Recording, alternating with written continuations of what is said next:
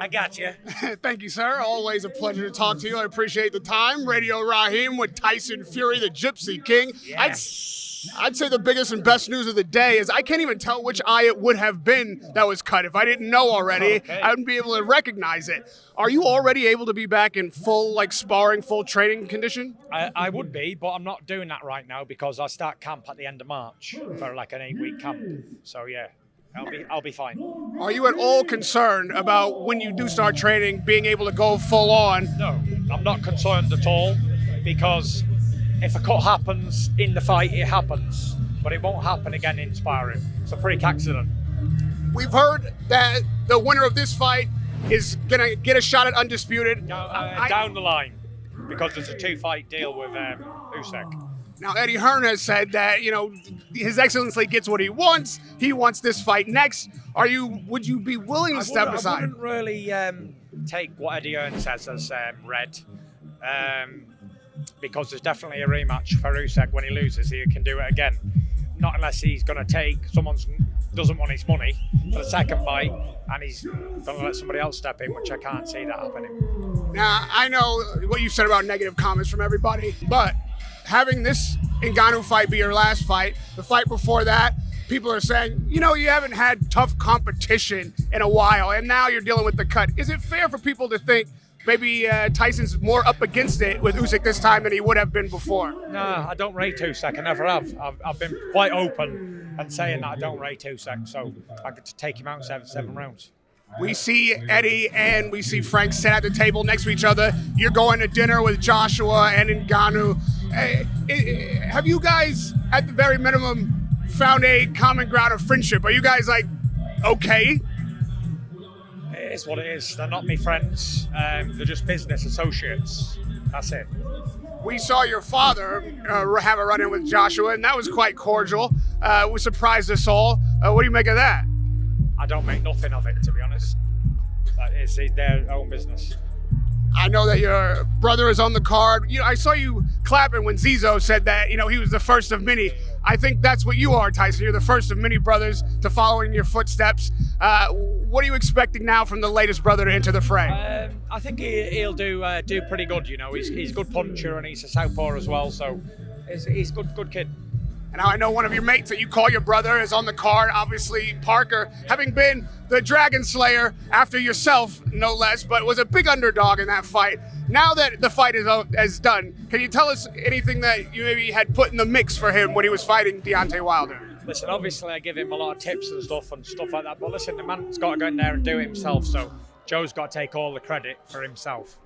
He's facing another big puncher in Zhang, another guy that people think is a big knockout potential for him. What's his best strategy going in there against a guy that huge? I think for Joe to beat Zhang, he's got to use his boxing IQ and use his feet, and don't stand and trade with him.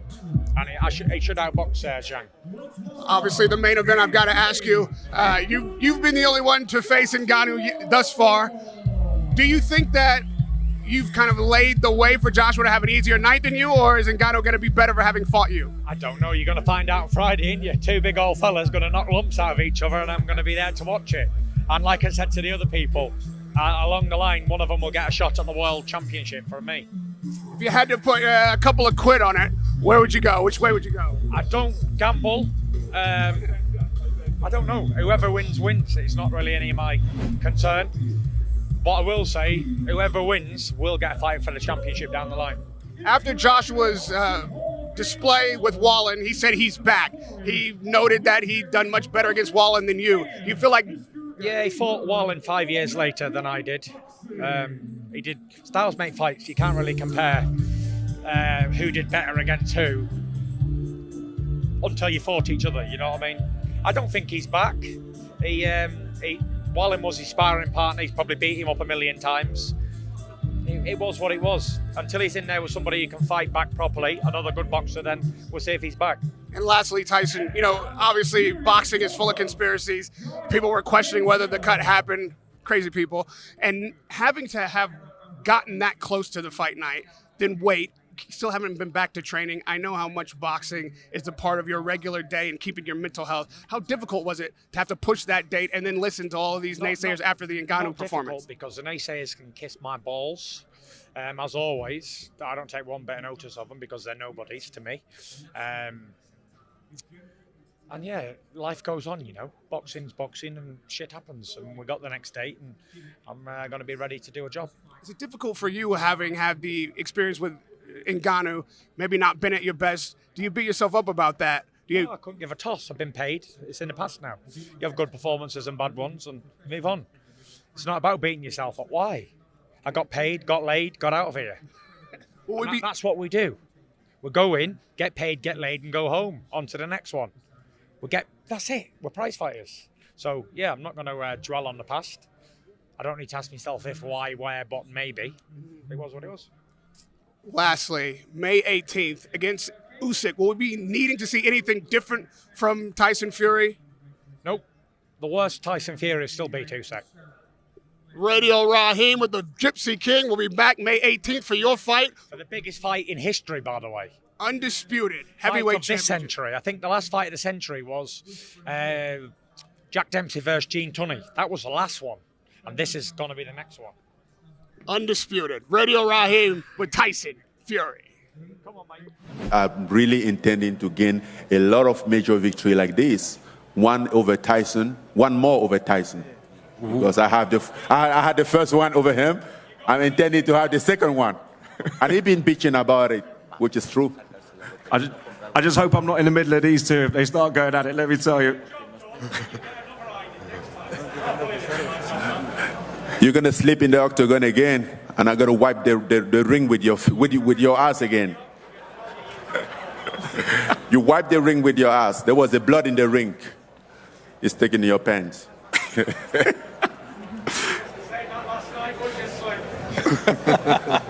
What is that? It's really heating up in here now. Saying that last night where you sleep. It's really heating up in here now. Saying that last night where you sleep. Like he tried to tell Francis is going to give you a chance to respond. I'm going to ask you the next question. I've always tell you, your only chance is in the ring, in the boxing ring with the boxing rules. When you step off of that ring, you better stay 5 meters away before I start your shit. Because if I lose it, you're going to have a really bad time, my friend. So respect the fact that boxing is protecting us, and the rules of boxing is protecting us. Because out of that, without that, you are nothing in front of me. I beat you every day, twice on Sunday.